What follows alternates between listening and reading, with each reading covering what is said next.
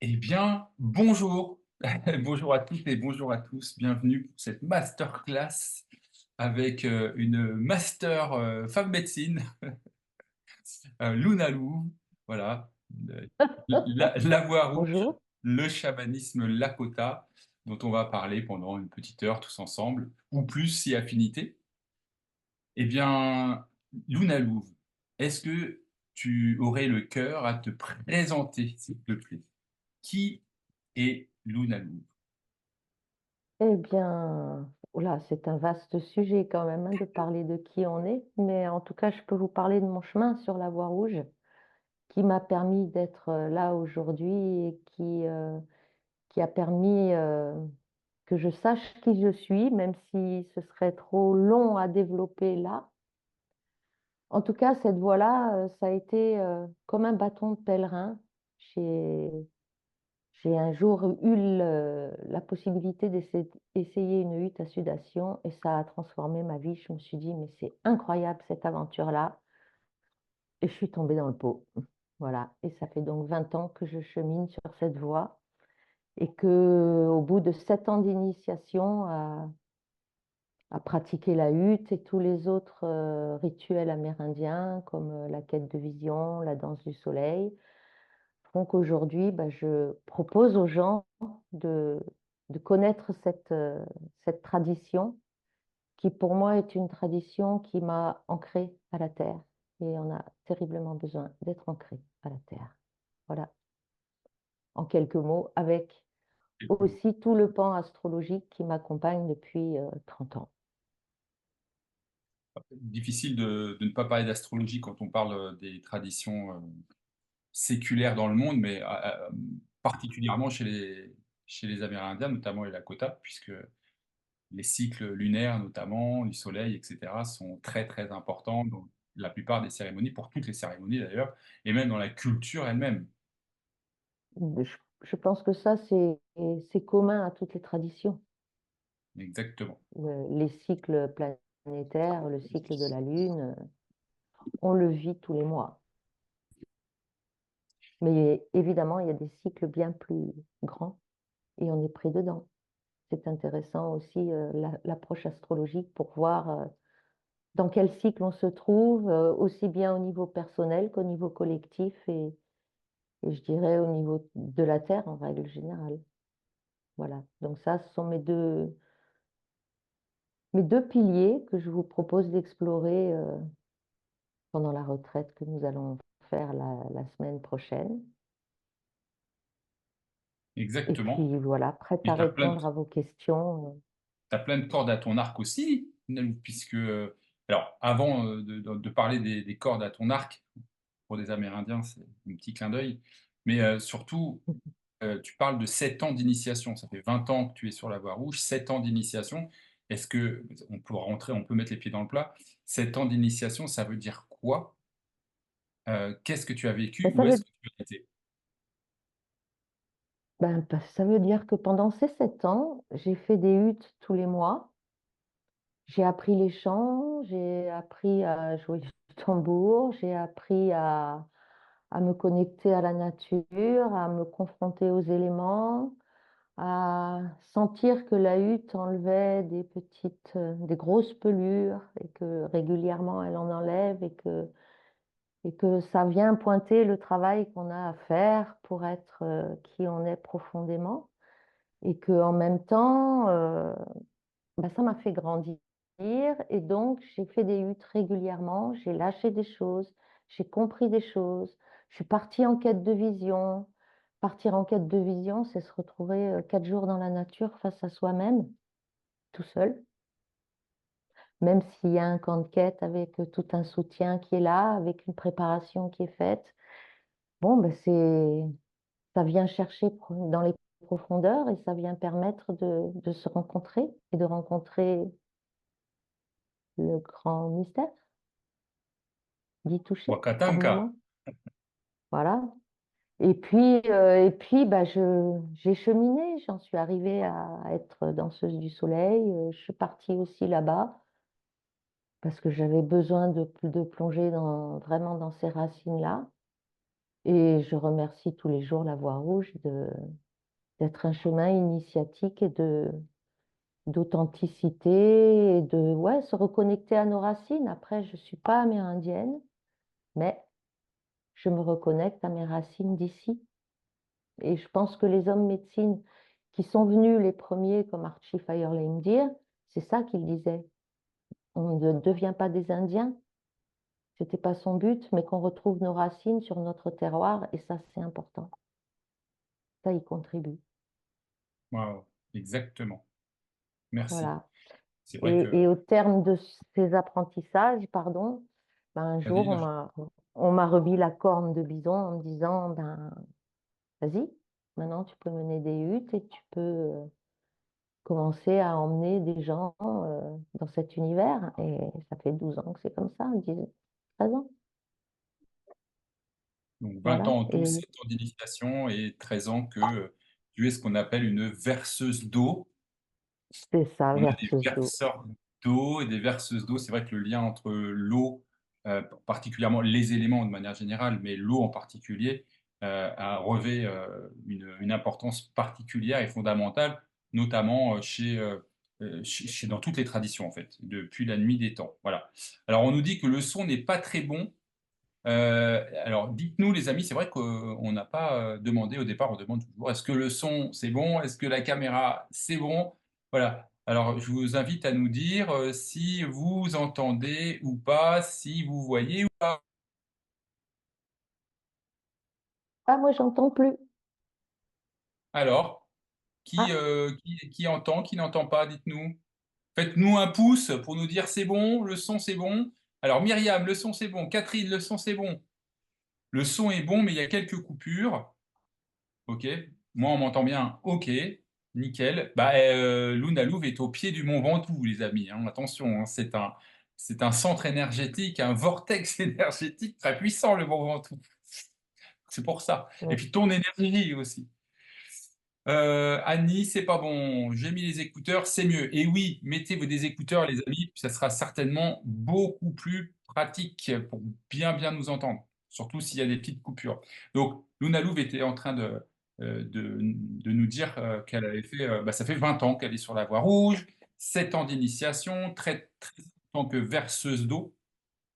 Et bien sûr, on va reprendre un peu ces concepts pour certains, peut-être qui sont, ouais, mais ça veut dire quoi, un inipi, ça veut dire quoi, une quête de vision, ça veut dire quoi, le grand Mhm. esprit, peut-être que ça vous intéresse, mais peut-être que vous ne connaissez pas.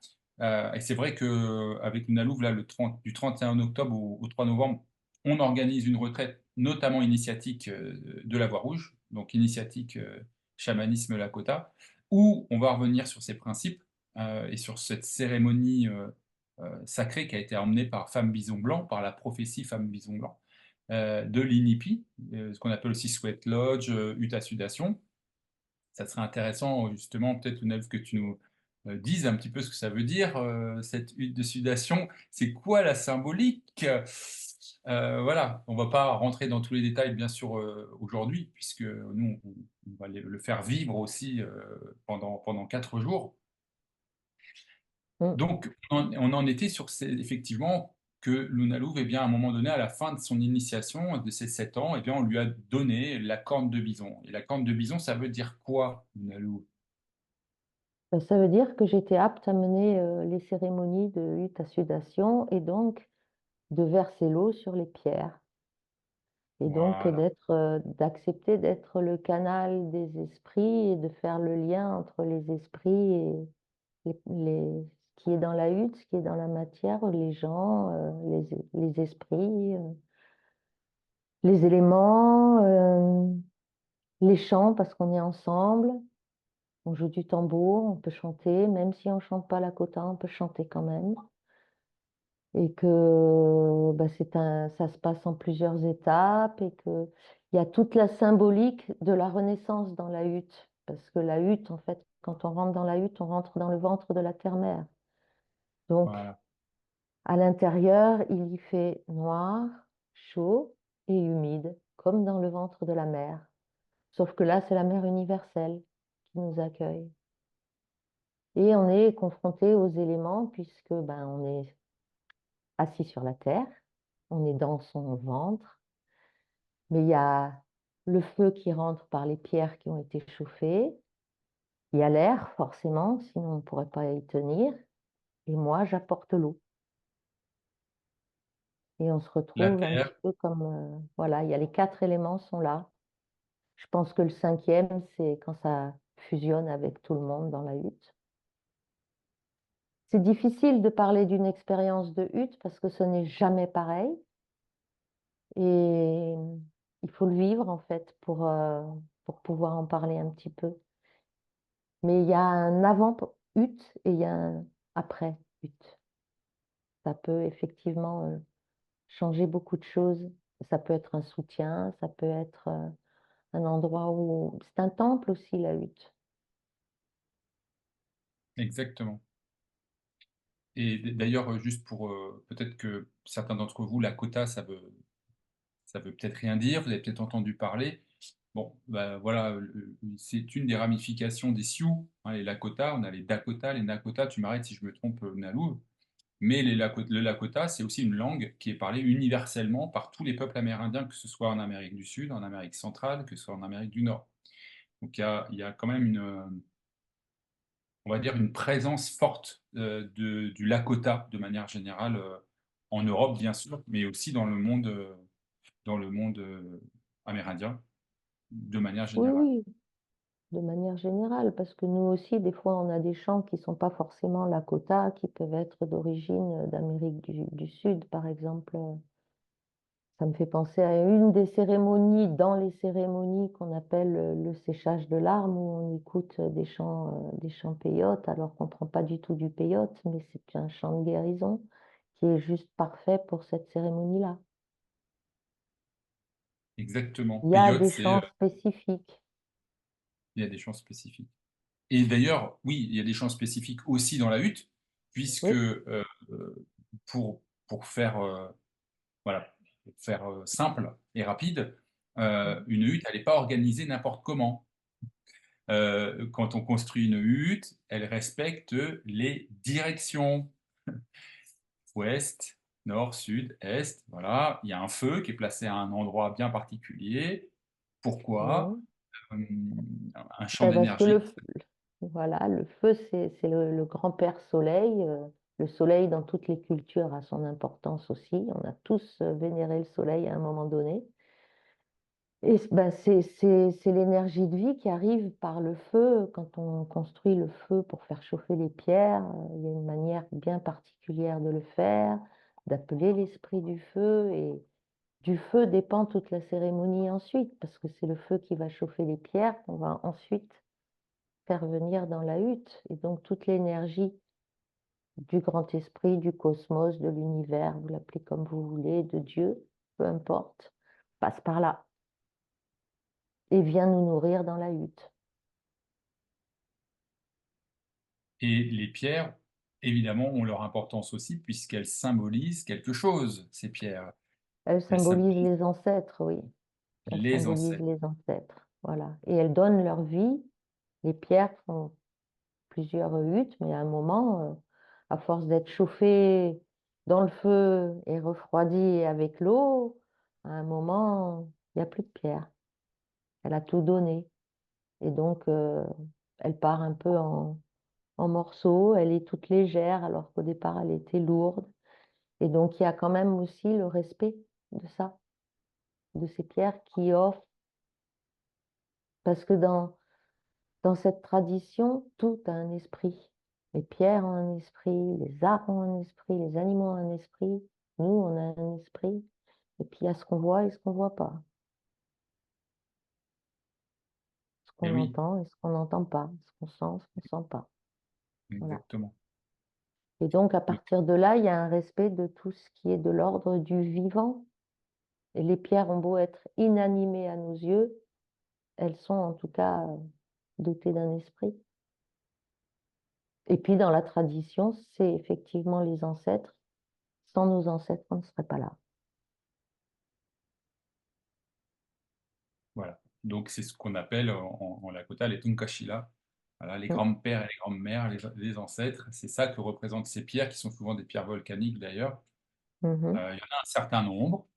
Voilà, on prépare une demi-lune dans laquelle on va faire le feu, d'une certaine manière, avec des prières, avec du tabac également, cette plante sacrée pour la plupart des traditions d'ailleurs.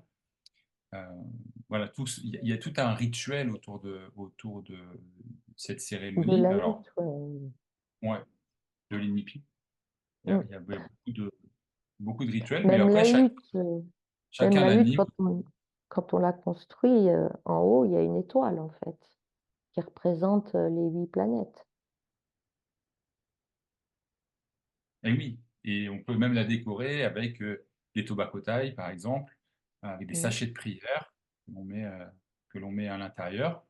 On peut préparer aussi en amont, puisque Oui. chaque direction, en fait, cette hutte, hem, elle va nous permettre aussi de rester un certain temps. Alors évidemment, l'idée, hein, c'est de perdre la notion d'espace et de temps quand on est à l'intérieur et savoir combien, ça fait de degrés, on n'en sait rien.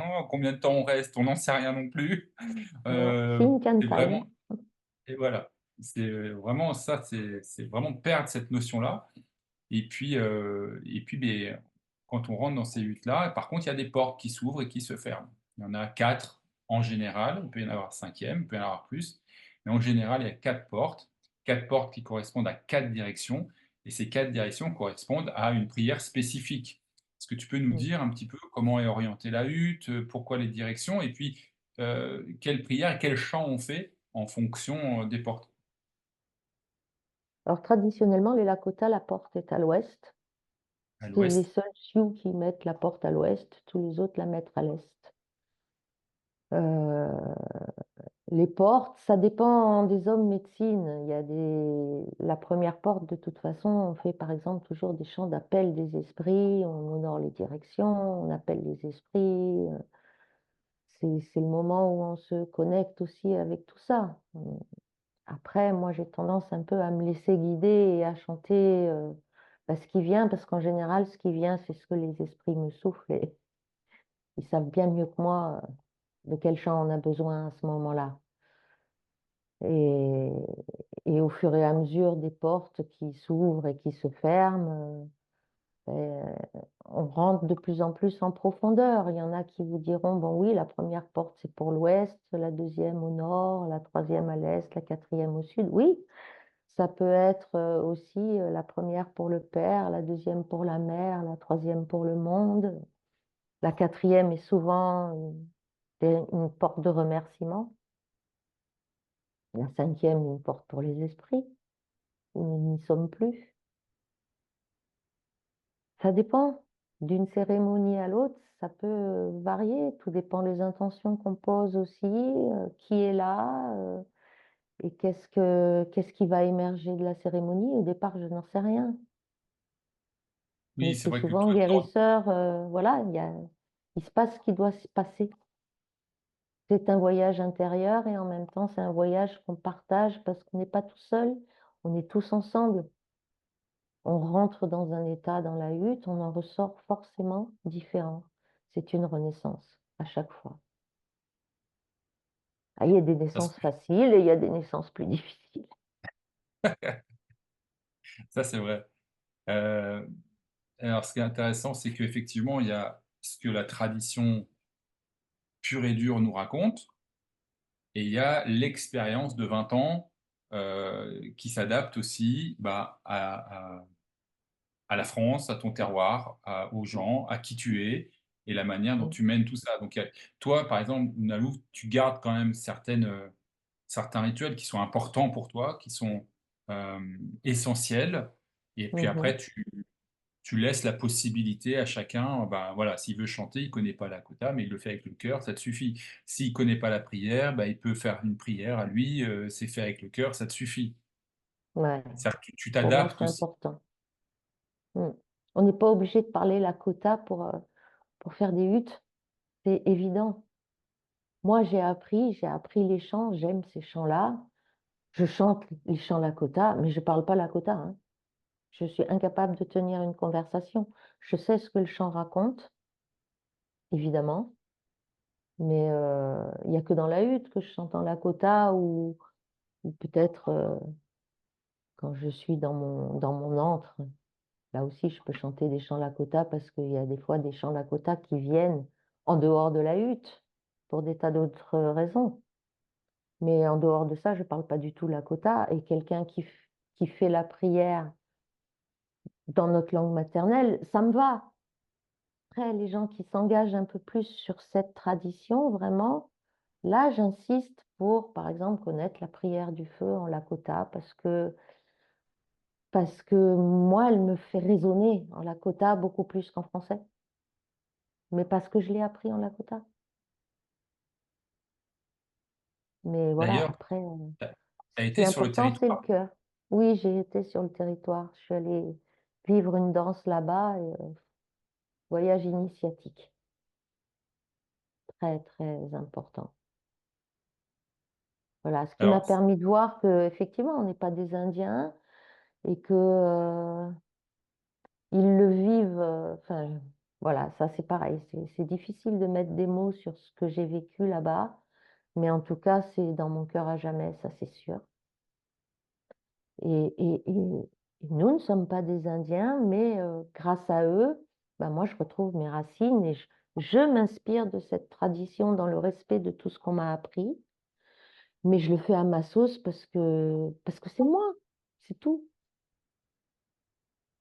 et c'est déjà Si bien. ma, ben voilà, et si ma manière de faire correspond aux gens, c'est parfait. Si ça correspond pas, c'est pas grave. Il y a plein d'autres lieux où on peut faire des huttes avec d'autres gens et avec qui ça va plus résonner parce que vous êtes plus dans dans la même fréquence d'énergie, c'est OK, quoi. Et j'invite même à aller voir ailleurs parce que après, vous irez là où c'est juste pour vous. Et c'est ça qui est important. Il y a 36 000 façons de marcher sur la voie rouge. Et d'ailleurs, on a parlé tout à l'heure de Femme Bison Blanc. Là, tu nous parles de la danse du soleil, on a parlé de la quête de vision. Euh, Femme Bison Blanc, c'est une prophétie, hein, tu m'arrêtes si je me trompe, mais c'est Mm. une prophétie. Et cette prophétie, en fait, a apporté au peuple Lakota 7 cérémonies sacrées. Oui, Euh, tu la peux nous... première étant la Chanupa. Oh là là là, j'ai pas révisé, hein. La première, oui, effectivement, elle a amené la Chanupa, c'est-à-dire la pipe sacrée. Il y a rien ne se fait sans la Chanupa. Elle a amené l'inipi, elle a amené donc la quête, la danse, le jeu de la balle, l'apparentage. J'ai plus le septième, je me rappelle plus. Et l'Olowampi, je crois que c'est celui-là, qui Ouais. est une cérémonie de chant sacré, de guérison au départ par les esprits autour d'un gros tambour. Encore une autre cérémonie, quoi. Voilà. Je ne vais pas vous parler de toutes les cérémonies, il y en a beaucoup, et il y en a que je ne pratique pas parce que le jeu de la balle, je fais pas, je sais pas, j'ai jamais vu. Je sais que ça faisait partie des rites, mais ils font partie des rites que je ne connais pas. Le Yuwipi, j'en ai entendu parler, j'ai jamais eu l'occasion de participer à ce rituel, jamais je proposerai ça, je sais pas ce que c'est. Enfin, si, je sais dans la théorie, mais je l'ai pas vécu, donc moi je propose pas des choses que j'ai pas expérimentées d'abord. Ouais, donc l'INIPI, donc c'est la hutte L'Inipi, c'est la sudation hutte à dont on a parlé sudation. tout à l'heure, on appelle Voilà. ça un INIPI. Mhm. Euh, Ensuite, il y a la quête de vision. Donc, la quête de vision, bah, c'est pour avoir des réponses à des questions, peut-être avoir des visions, une vision en tout cas, ou plusieurs, des messages ou pas. En tout cas, c'est une expérience assez singulière, puisque, comme tu le disais tout à l'heure, par 4 jours, 4 nuits, 4 nuits, 5 jours, 4 jours, euh, 4 nuits, ouais.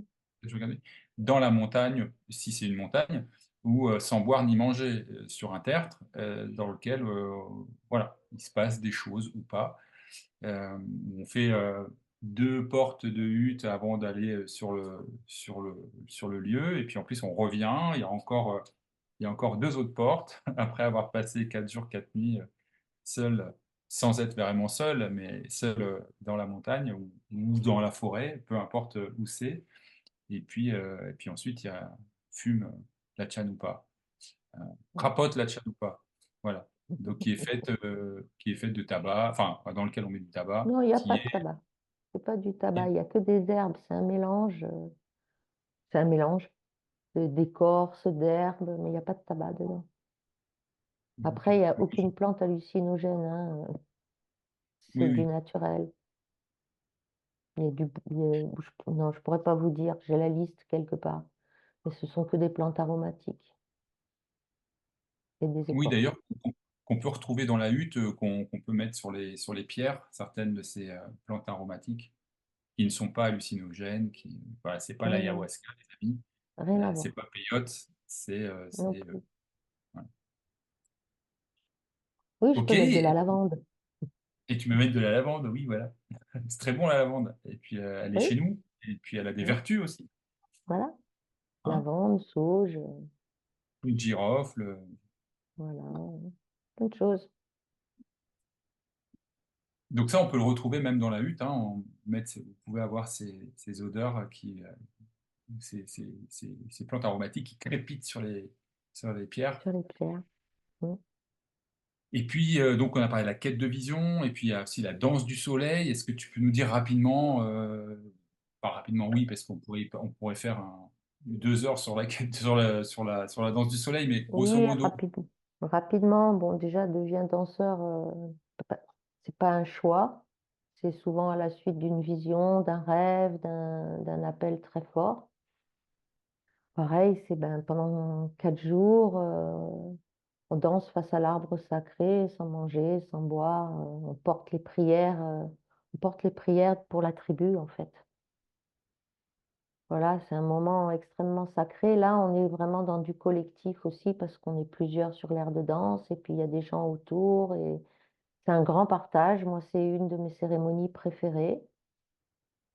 Mais voilà, là aussi, il y a des choses qui ont évolué parce qu'il faut vivre avec son temps et qu'on n'est pas des Indiens, encore une fois. Mais on peut avoir des danses qui ressemblent étrangement aux danses du soleil aussi. Là-bas, c'était quelque chose d'extrêmement puissant. Il y en a, vous en trouvez un peu maintenant aussi en Europe, hein, ça se fait aussi en Europe. oui, Maintenant, les danses du soleil, on n'est plus forcément obligé de traverser l'Atlantique pour pouvoir participer. on en trouve dans le Tarn-et-Garonne, au Chant des Murmures, on en retrouve en Bretagne, on doit en retrouver encore en Gironde, peut-être, je ne sais pas. Il y en a en Gironde, il y en a en Gironde, il y en a en Aveyron. On Non, en il a y en a des Bretagne. lieux hein, où c'est possible et je pense il y en a en Espagne, il y en a peut-être en Allemagne aussi. Bon, j'ai pas tous les tuyaux, mais voilà, c'est quand même un rituel qui s'est bien propagé, comme les huttes à Voilà, sudation, quête de vision. Autant il y a 20 ans, il n'y avait pas tant de lieux que ça pour aller faire des huttes, autant aujourd'hui, il y a grand choix et c'est chouette aussi qu'il y ait grand choix. exactement. Et il y a alors toutes ces cérémonies, vous êtes seul sans être seul, on l'a dit tout à l'heure, mais il y a des gens qui sont là pour aider. On appelle des helpers, alors que ce Mhm. soit des personnes qui sont, sur le lieu de quête ou de danse et qui filent un coup de main.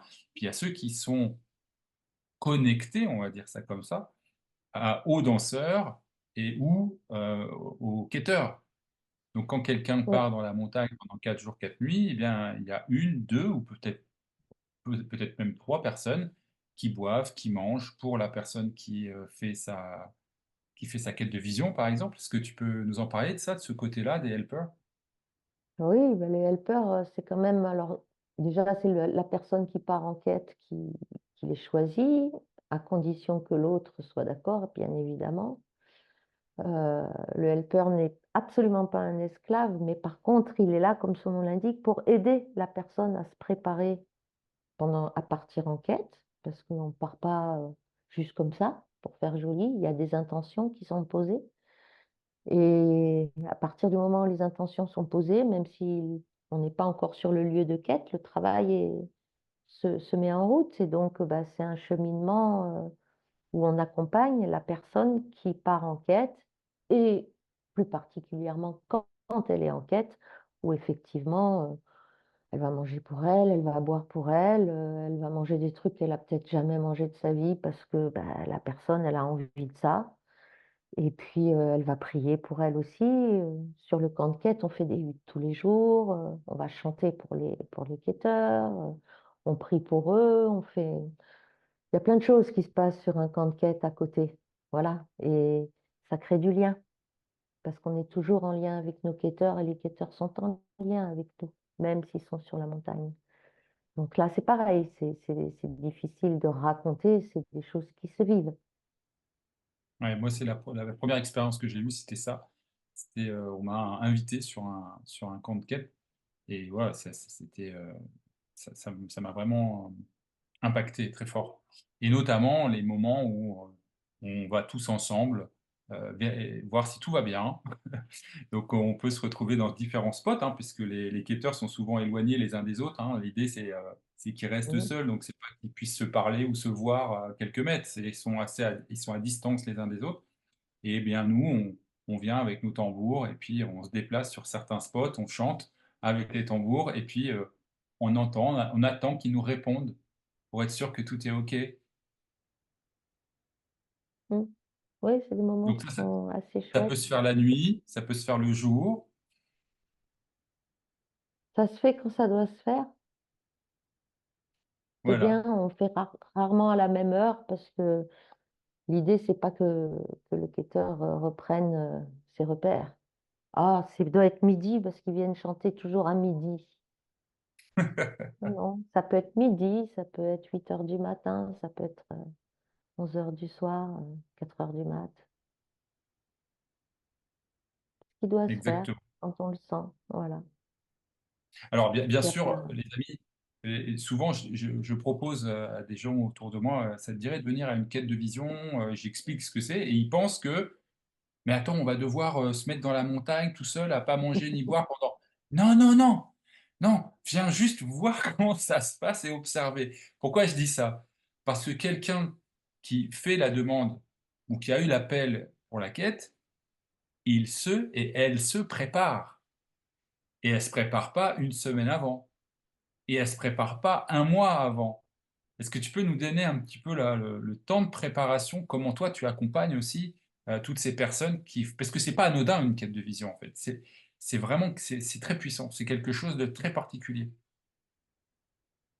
Comment on se Oui, prépare à oui, ça? c'est vrai que il y a plein de façons de se préparer à ça. En tout cas, moi, quand j'ai été initiée, il n'y avait pas tout ce temps de préparation, pas tant, pas beaucoup. On partait en quête et puis on vivait ce qu'il y avait à vivre à ce moment-là.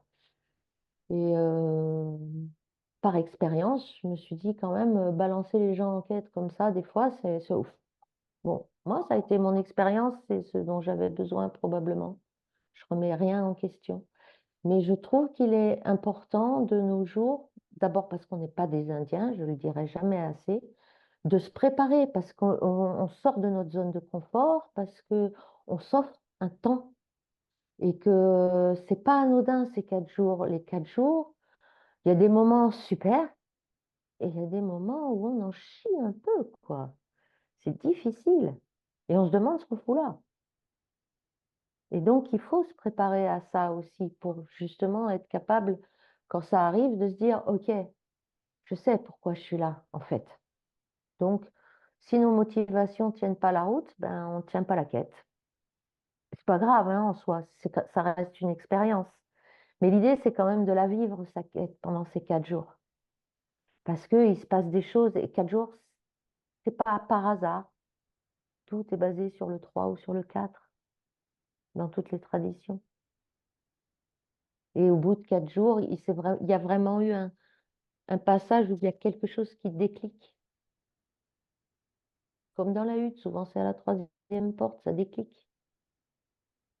Et puis là, ben, il faut bien la quatrième pour finir le travail, ou pour reposer les choses et commencer un travail. Ça, c'est propre à chacun. Donc moi, effectivement, je propose un accompagnement 6 mois avant. C'est-à-dire que déjà la personne, elle va pratiquer les huttes régulièrement, de préférence avec moi.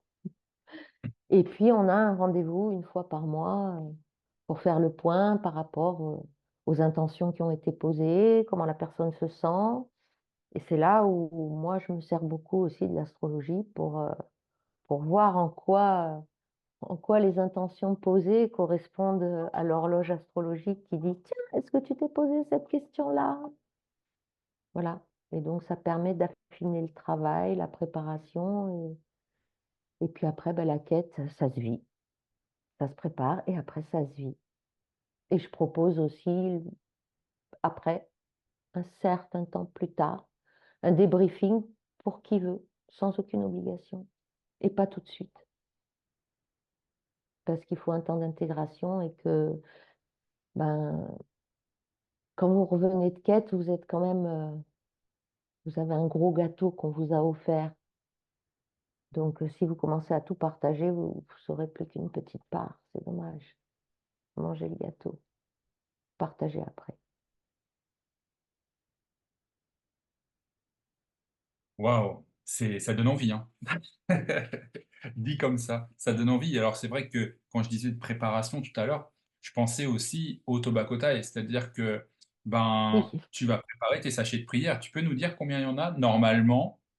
Alors, ça dépend aussi parce que je vois bien qu'avec certains verseurs d'eau avec qui je suis en lien, selon les enseignements qu'on a eus, c'est pas toujours pareil. Moi, j'ai été enseignée que c'était 405 tobacco.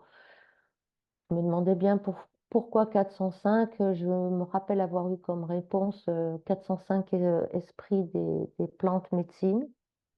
Bon, ben, je ne les connais pas, les 405 plantes médecine.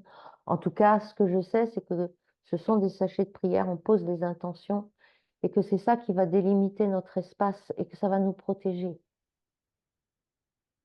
Donc, il y a toute cette préparation aussi qui est un temps de prière et qui est aussi un temps de vraiment, faut avoir envie d'y aller en quête ou faut avoir eu l'appel, sinon ça n'a pas de sens.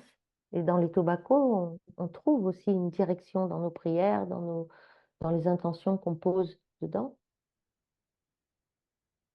Puis, Exactement. oui, faut avoir un petit peu de matériel quand même. Il faut avoir un bon sac de couchage, un bon matelas, parce que on n'est plus aussi résistant non plus qu'il y a un siècle ou deux, hein.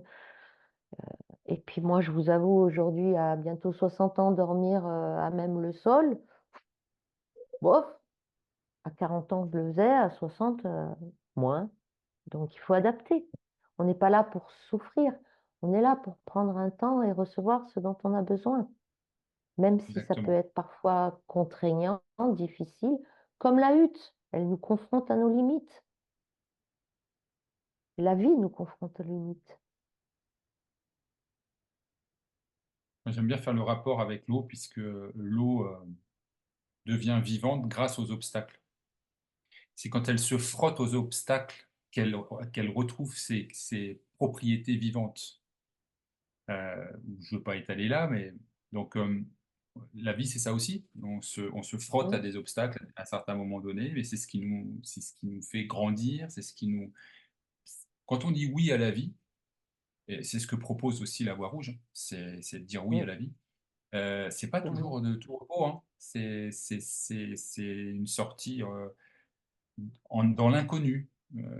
Et parfois, ça peut être challengeant. Bah oui, parce que comment pouvoir changer quelque chose si on n'a pas conscience qu'on a quelque chose à modifier dans notre existence, si on a envie de la modifier d'ailleurs, hein, on peut très bien vivre avec, pas de problème.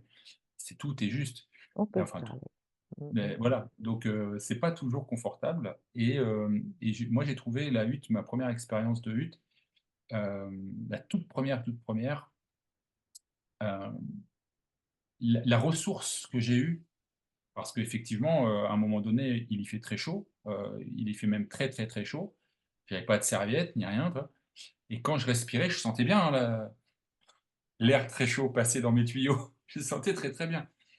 Mais ce qui m'a permis de tenir vraiment, enfin de perdre la notion de l'espace et du temps, c'est me connecter aux gens qui étaient dans la montagne à ce moment-là, à prier pour eux, à penser aux anciens, et d'un seul coup, en fait, mon esprit s'est mis à être en dehors, entre guillemets, hein, bien sûr, en dehors de simplement de me concentrer sur la douleur que ça pouvait engendrer, la chaleur qu'il y avait à l'intérieur. Dès que je revenais dans mon corps, mon ego me disait: «Mais sors de là, c'est trop chaud, c'est trop chaud». Donc il y a quand même cette espèce de lutte fratricide, je sais pas comment le dire, mais on est constamment en train on ça revient quand on revient au corps, on a envie de partir, on se demande ce qu'on fait là. Puis dès qu'on élargit un peu notre champ de conscience, dès qu'on a cette expansion de conscience vers les autres, vers des prières, même ne serait-ce que sur la respiration, et je pensais moi bêtement à ce moment-là, enfin j'étais ignorant, que les chants étaient un problème pour retenir dans la hutte. Je dis: «Mais comment ils font?» Ils donnent de l'énergie, ils expirent, donc ça fait encore plus chaud qu'ils chantent et tout, et puis quand je me suis mis à chanter, bon, l'expérience que personnellement j'ai vécue, je vais vous la raconter là, parce qu'elle a changé des choses dans ma vie en tout cas. Hem, Au moment où c'est le plus chaud, où j'ai vraiment du mal à rester en dehors de mon corps, en tout cas à être connecté aux autres, j'ai, le verseur d'eau qui est juste sur ma gauche, puisque quand on fait la première fois, en général, on est juste à côté, de la verseuse d'eau ou du verseur d'eau, et là, moi, j'en peux plus, quoi, et je suis trop dans mon corps et je me dis: «Non, faut que je sorte, faut que je sorte». Je suis à la quatrième porte, on était 25, il reste plus que 5 personnes. Enfin, ça a été l'hécatombe, tu vois? Et je me dis: «Bah, là, c'est mon tour, faut que je sorte, j'en peux plus». Et il était juste à côté de moi. Je tends mon bras, personne.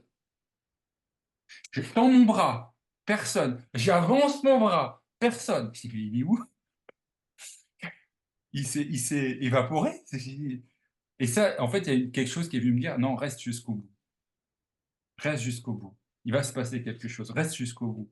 Et je reste jusqu'au bout.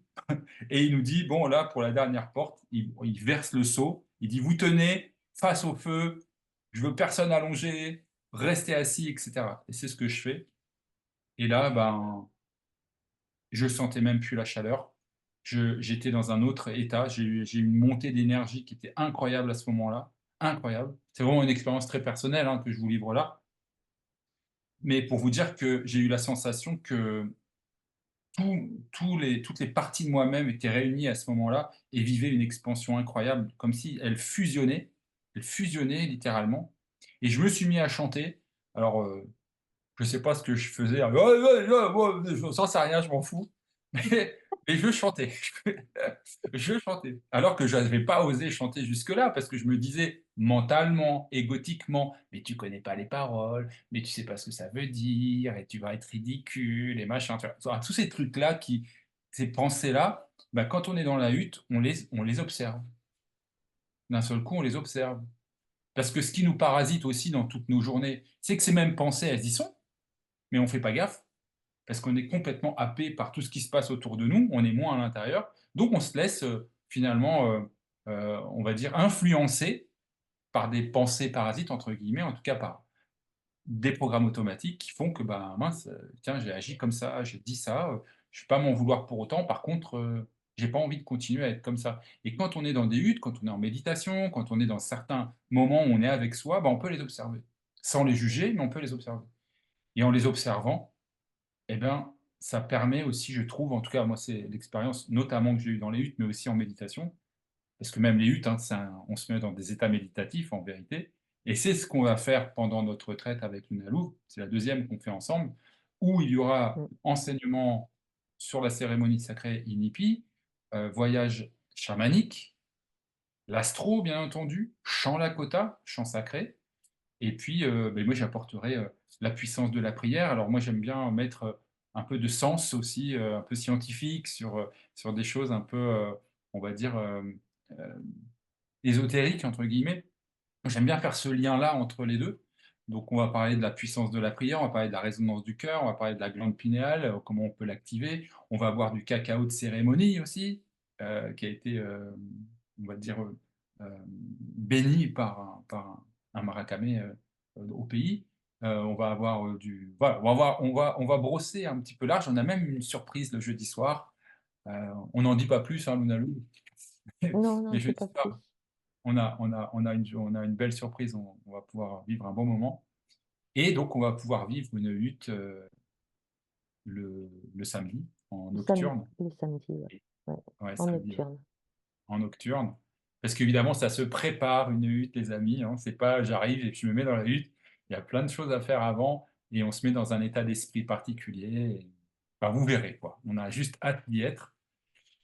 Voilà, Nous, puis peut-être en plus, comme il y aura eu l'atelier de chant avant, peut-être que vous aurez retenu un chant et que vous aurez le plaisir de chanter un chant dans la hutte. on- On chante tous ensemble en plus. Donc,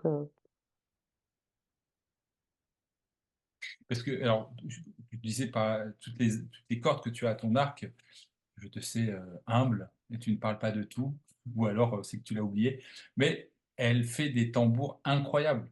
Elle vous ah oui, accompagne, elle peut faire un tambour pour vous, mais elle peut vous apprendre à faire votre propre tambour également. Et je suis passé par là. mm, Donc c'était vraiment génial, la création de son propre tambour, l'énergie, vous choisissez la peau, le cordage, elle vous explique tout, c'est hyper pédagogique et elle est patiente en plus, ce qui est plutôt un atout.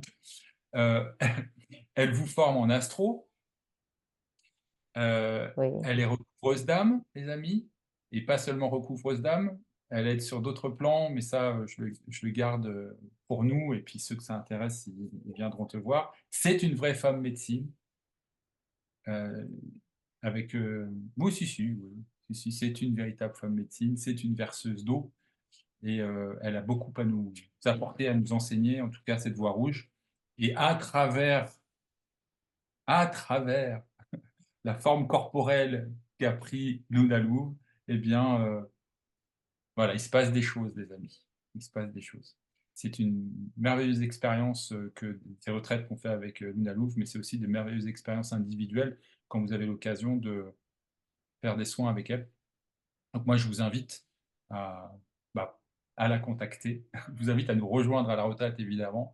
Et si c'est pas possible, venez sur les quêtes de vision, venez sur des huttes, que ce soit à côté de chez vous ou que ce soit dans le Tarn-et-Garonne, du côté de chez Luna Louvre, parce que bah voilà, on sent que le cœur est présent et que c'est aussi adapté à qui on est aujourd'hui. Et tu l'as dit tout à l'heure, nous ne sommes pas des Indiens d'il y a 1000 ans, 500 ans.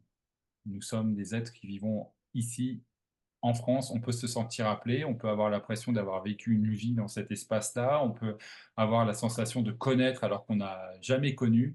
Ça vient réveiller des mémoires, certainement, mais on a tout certainement. ici aussi à disposition autour de nous. Voilà. Juste, moi j'ai une question, Merci. même si j'ai une bribe de réponse. Le voyage chamanique, c'est quoi? Parce qu'on va en faire pendant la retraite. Est-ce que tu peux nous dire un petit peu, alors peut-être pas rentrer dans tous les détails, on va garder un peu de suspense, mais Mm. c'est quoi dans son essence un voyage chamanique? Un voyage chamanique, dans son essence, c'est déjà passer de l'autre côté, en fait. C'est passer dans le monde invisible. Après, il y a plein de façons de faire. On met plein de choses derrière le voyage chamanique et on peut utiliser le voyage chamanique pour énormément de choses. Je dirais que pour moi, ce qui est le plus approprié, c'est un état de conscience modifié. Le voyage au tambour, le voyage chamanique nous permet de passer d'un état de conscience à un autre et d'être en lien avec les autres mondes, ce qu'on ne voit pas dans notre quotidien. Voilà. Et d'être en lien avec certains esprits. Et donc ça s'apprend. Il y a des gens qui vont le savoir faire ça parce qu'ils connaissent ça depuis toujours. Il y a des gens à qui ça parle pas du tout, qui n'arrivent pas à voyager. Et puis ça s'apprend si on a envie. Et puis moi, j'ai exploré les rêves par le voyage chamanique. J'ai bien sûr rencontré mon animal totem par le voyage chamanique, mais je crois que je le connaissais déjà avant. Enfin, je crois pas, je suis sûre, je le connaissais déjà depuis très longtemps. Tu peux nous en Euh, parler? bon, bah oui, c'est le loup, forcément, avec le nom que j'ai, ça peut que être lui. Et le loup, bon ben, oui, je peux en parler, je pourrais en parler pendant des heures, mais le loup pour moi, c'est pas le loup pour vous. Chaque animal va représenter effectivement des choses bien particulières, va à sa propre médecine, mais il va utiliser sa médecine à travers moi d'une certaine façon qui ne sera pas forcément la même qu'avec quelqu'un d'autre qui a aussi le totem du loup. C'est OK. Donc il n'y a pas de grande vérité. Je crois qu'on est tous un peu porteurs de notre vérité et ce qui est important, c'est de faire l'expérience. C'est ce que je propose quand je propose un atelier de voyage chamanique. Faites l'expérience et première chose, allons rencontrer notre animal totem. Des fois ça marche, des fois ça marche pas. Il y a des gens pour qui c'est facile, il y a des gens pour qui j'y arrive pas. Et c'est pas grave, c'est une expérience quand même. Il se passe toujours quelque chose, ne serait-ce que parce que vous allez vivre un moment de détente, même si vous partez pas dans les mondes invisibles. Partez déjà dans votre imaginaire, il y a de quoi faire. Tout à fait.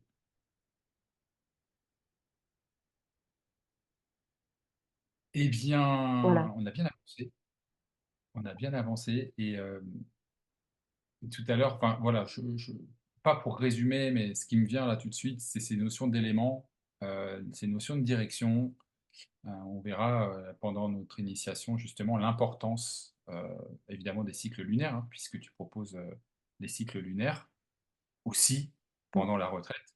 Donc ça, c'est quand même, bah, il y a quand même une grande richesse, hein, de de ce qui va être proposé là sur, 4 jours et la surprise du jeudi soir, puisque on est dans une Et la période surprise du particulière, hein, le 31 octobre, tout ça, cette fin octobre, début novembre revêt des cérémonies sacrées à peu près partout dans le monde et mmh, et pas seulement chez les Amérindiens, chez les Celtes aussi, chez mmh, les peu importe où d'ailleurs, il y a tout ça est très symbolique aussi et et voilà, pourquoi on les appelle verseurs d'eau ou verseuses d'eau? Vous avez compris maintenant que, eh bien, c'est l'eau qui va venir, non seulement refroidir les «ancêtres» entre guillemets, les pierres qui sont rougeoyantes à l'intérieur de la hutte, mais aussi libérer cette vapeur.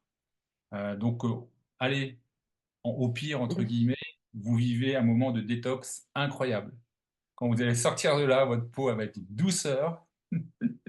Toutes les cochonneries qu'il y avait dans votre corps vont partir. Voilà. Donc ça, c'est le minimum que l'on peut vivre dans une hutte, les amis.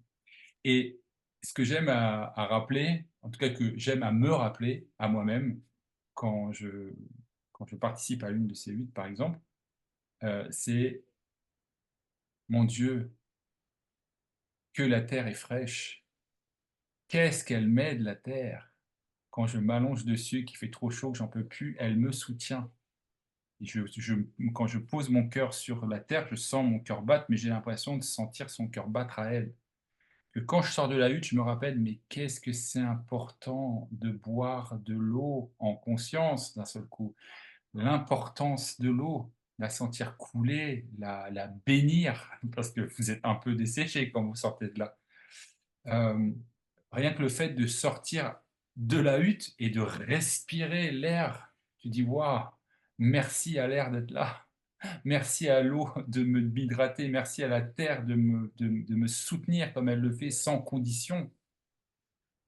La terre et le feu, bien entendu, l'importance de ce cœur, parce que pour moi, voilà, le feu, c'est le cœur, c'est la chaleur humaine, mais c'est aussi, heu, le feu qui va purifier, qui va consumer ce qui a plus besoin d'être consumé. Donc dans les huttes, souvent, on lâche des choses, on s'autorise à donner à la terre ou au feu, ce dont on n'a plus besoin ou au contraire, ce dont on a véritablement besoin. Donc c'est un espace pour moi en tout cas, hein, de mon regard,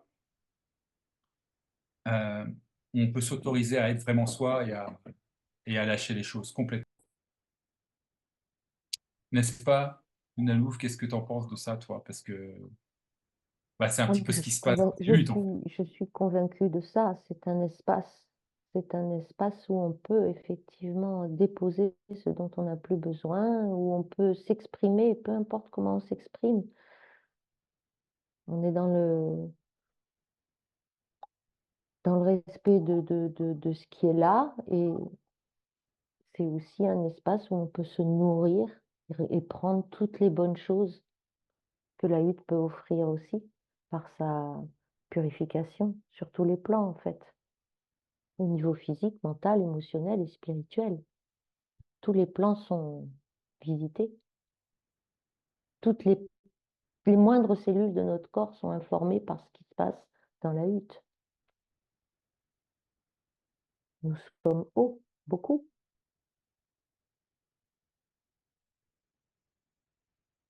Ouais. Bon, moi, quand elle parle, en fait, la Nalou, hop, je suis dans la hutte, là. Donc, faut que je revienne un petit peu. Mais bon, vous allez voir, pour celles et ceux qui seront avec nous, ça va être 4 jours riches, parce qu'il y aura aussi des bains sonores. Comme je vous l'ai dit tout à l'heure, on va pouvoir partager plein de moments ensemble, où on sera là les uns pour les autres, on aura des cercles de parole, des enseignements, des initiations, et puis on va s'apprendre aussi des choses les uns aux autres, hein. Ce n'est pas descendant, ça ne va pas que dans un sens, ça va dans les deux sens. Et puis le lieu qui nous accueille aussi, enfin le Chant des Murmures, voilà, moi je l'ai découvert l'année Mm. dernière pendant une quête de vision, c'est waouh, waouh, waouh. C'est vraiment un endroit très particulier, très spécial. Est-ce que tu peux nous donner ton... Ouais, je sais ce que tu vas me dire, c'est à vivre. C'est un endroit où il faut venir pour vivre les choses et le Ouais, ressentir. Mais ça t'a ouais. fait quoi, toi, Luna Louvre, d'être là-bas? Euh, C'était d'une fluidité que j'ai rarement trouvée. C'est pour moi, un des plus beaux lieux sur lesquels j'ai pu proposer des camps de quête avec des tas de possibilités, être près d'une rivière, être dans la forêt, être à terrain découvert, être en haut de la colline, avec des hôtes absolument charmants et les esprits du lieu qui sont extrêmement accueillant. C'est un lieu qui est nourrissant, porteur. Delphine et Jean-Baptiste accueillent des stages sympas, des gens sympas. Il y a des belles énergies et ils ouvrent à toutes les traditions. Et ça, je trouve ça Voilà, c'est génial ça. parce que Moi ça aussi. nourrit le lieu. Et après notre quête de vision, la sortie de la quête, le lendemain, c'était la fête de Beltane chez les Celtes. Eh ben, on a fêté Beltane le dimanche à la sortie de quête. Ben voilà, on n'a pas mélangé les traditions, mais on les a enchaînées. Et c'était juste et magnifique. Et ce lieu le permet. Les esprits le permettent, les esprits sont là. Et les propriétaires du lieu, Delphes et Jean-Baptiste, le permettent aussi. Moi, Voilà, c'est un très très beau lieu. Mm. j'y ai trouvé un lieu d'une grande douceur, quelque chose de très maternant, de très féminin, et en même temps, alors je ne vais pas dire corrosif, parce que c'est pas le terme, mais qui nous aide à libérer, à dépasser, à transcender avec douceur. Voilà. Mm. Et c'est pas le type de lieu clinquant où on en met plein la vue. C'est la nature elle-même qui nous en met plein la vue par sa Oui, présence ça. et par la manière dont les propriétaires aussi prennent soin du lieu comme le lieu prend soin d'eux. Il y a comme un juste équilibre, en fait, je trouve, entre ses forces et ses énergies sur ce lieu-là. Voilà. C'est mon ressenti. Et puis, bah, on fera un retour pour celles et ceux qui nous rejoindront le 31 octobre dans le Mm. Tarn-et-Garonne, au Chant des Murmures. Voilà, on a fait le tour de notre masterclass du jour Mm. sur cette voie rouge qui a tant à offrir, et on pourrait en parler encore des heures. On en fera probablement d'autres. Aujourd'hui, Luna Louve, ben, si ça te tient à cœur de diffuser cette information, donc je sais aussi que tu fais des conférences. En tout cas, ça démarre Oui, pour oui, parler je de tout sors de ça. ma zone de confort. On peut te retrouver sur un site internet. Est-ce que tu peux nous donner ton site? Oui, mon site c'est astrologie-chamanisme.com ou vous tapez lunalouvre.com, ça marche aussi. Vous serez Je vous le sur mets. mon site qui a été complètement relooké. pas tout à fait terminée, donc je vous demande encore un peu d'indulgence, mais voilà. Et puis surtout, n'hésitez pas à me contacter, soit par le biais de mon site, soit oui, par mon site, parce que vous avez toutes mes coordonnées sur mon site. Voilà. Ben voilà, c'est Et ceux parfait. qui ont mon numéro de téléphone, ben, appelez-moi Voilà, si besoin. exactement. Et puis, ben, si vous pouvez passer par moi aussi si vous avez mon numéro, pas celui de Luna. On se met en contact. Avec beaucoup de joie, en tout cas, de vous retrouver. Beaucoup de joie Oui, aussi de te retrouver, Lunalou. Je suis excité à moi l'idée de aussi, je suis retrouver. contente de refaire cette retraite avec toi, de retrouver Pierre, et puis voilà, de partager encore ces bons moments-là De connexion. voilà, d'intensité, de naturel, voilà. Merci à tous. Pila Maya, comme on dit. La Pila Maya. Maya. Merci Et encore. ouais, on l'a pas Merci, précisé, mais merci. Mitakuye Yassin. Hein, on peut terminer avec ça, Lunalou. Mitakuye Oui, Yassin. Ça Mitakuye exprime, Oyasin. ça exprime quoi? Tu peux nous dire? Qui exprime qu'on est tous reliés. Voilà. Voilà, et que C'est ouais, c'est Mitakuye un, Oyasin, c'est vraiment ça. C'est c'est un beau ensemble. mot de la fin. C'est un beau mot de la Mm. fin. C'est ensemble. Mm. Ah, Ah oh, je Mitakuye pense Yassin, que les je amis. regrette un peu hein, de pas y être. Mais bon, allez, ce sera pour la prochaine fois. On va en refaire. On va en On refaire. en fera. Mitakuye Yassin, Mm. les amis. Merci. Ciao. Au revoir à tous.